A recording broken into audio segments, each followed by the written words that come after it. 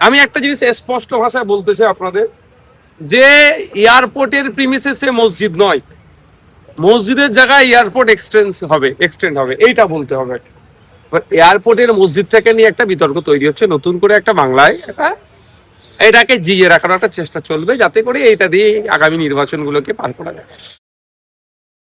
স্যারটা এয়ারপোর্টে আজকে যে একটা অশান্তিমূলক বাতাবরণের ঘটনা তৈরি হয়েছে সকাল থেকে শরীফুল্লাহ চৌধুরী এবং সঙ্গে সঙ্গে তিনি বলছেন ওই রাস্তাতেই নামাজ পড়বেন, সকাল থেকে কেন্দ্রীয় বাহিনীর জওয়ান এবং ফের হুঁশিয়ারিও দিচ্ছেন তিনি, কি বলবেন?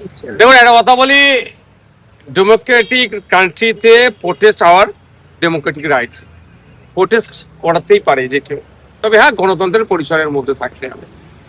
আমিও প্রতিবাদ করেছি, আগামী দিনেও করবো, কোনো বিষয়ে এটা অন্যায় হবে, কিন্তু গণতন্ত্রের পরিসরের বাইরে গিয়ে কোনোভাবেই নয়।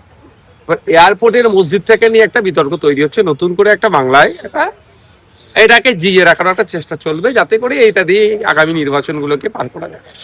বিজেপির হাতে কোনো ইস্যু না, বিজেপিকে এখন প্রশ্নের উত্তর দিতে হবে। এতদিন 2026 আগে পর্যন্ত বিজেপি প্রশ্ন করতো, শাসক উত্তর দিত, এখন আমরা বিজেপিকে প্রশ্ন করবো, উত্তর দিতে হবে, সে প্রশ্নের উত্তর দিতে পারছে না। সরকারি কর্মচারীদের ডিএ নিয়ে যে গল্প শুনিয়েছিল সে ব্যর্থ হয়েছে। শুধু তাই নয়, যে ভ্যাকান্সি পূরণের ক্ষেত্রেও দেখুন এখন বলেছে 1 লক্ষ শূন্যপদ পূরণ করবে, পুলিশে 20,000, পুলিশে 20,000 দিয়ে কি হবে? প্রায় 2.5 লক্ষের অধিক পুলিশের শূন্য পদ আছে। এই ধরনের অনেকটা ক্ষেত্রে চলছে। Let me finish. তো সুতরাং এই জায়গা থেকে মাইন্ডকে ডাইভার্ট করার হচ্ছে একটা ওটাই। আমি একটা জিনিস স্পষ্ট ভাষায় বলতে চাই আপনাদের, যে এয়ারপোর্টের প্রিমিসেসে মসজিদ নয়, মসজিদের জায়গায় এয়ারপোর্ট এক্সটেন্ড হবে এইটা বলতে হবে। এবার হচ্ছে কথা, দেশের স্বার্থে আলোচনা হওয়া দরকার। থার্ড রানওয়ে নাকি করবে, তার জন্য আলোচনা করা দরকার। আলোচনা কে করবে? আপনি কি তালা ঝুলিয়ে দিলে কি আর আলোচনা হয়? মসজিদ কর্তৃপক্ষ আছে, এয়ারপোর্ট অথরিটি আছে, আপনার সিভিল সোসাইটি আছে, মুসলিম ইসলামিক স্কলাররা আছে, নিয়ে বসুক না, গোল টেবিল করলেই তো আউট বেরোবে।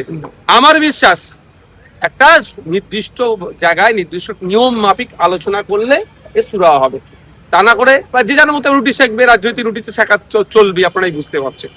এত মসজিদ থাকা সত্ত্বেও কেন ওখানেই পড়তেছে, যেখানে সরকার বারবার করে বলছে যে ওই একটা সেন্সিটিভ জায়গা ওটা? না, এটা বোকা বোকা কথা হচ্ছে। আমি বলতে পারি না যে কে কোথায় নামাজ, কোন মসজিদে নামাজ পড়তে যাবে, কি পড়তে যাবে, ওটা আমি বলতে পারি না। আর আপনাকে বলি, বাজপেয়ীর সরকার যখন ছিল, সেন্ট্রাল এভিয়েশন মিনিস্টার এসেছিলেন, এটাকে কেন্দ্র করে উনিও কিছু নোটস দিয়ে গেছেন। ওই নোটসের কোনো জায়গাতে আপনি দেখাতে পারবেন না সিকিউরিটি থ্রেট আছে। সুতরাং সিকিউরিটি থ্রেট দেখিয়ে যেটা যা বলা হচ্ছে এটা নয়। আমি আবারও বলছি, একদিকে যেমন রানওয়ের এক্সটেনশন হওয়া দরকার, নিরাপত্তার ব্যাপার বলছেন, অপরদিকে সংখ্যালঘুদের তাদের ধর্মীয় আচরণের সুরক্ষার ব্যাপার থেকে যাচ্ছে, সাথে সাথে রাষ্ট্রীয় একটা বিষয়টা থেকে যাচ্ছে। সুতরাং আলোচনাতে ওয়ে আউট হবে, আলোচনা না করে ওই করা মানে বোকামি ছাড়া কিছু না।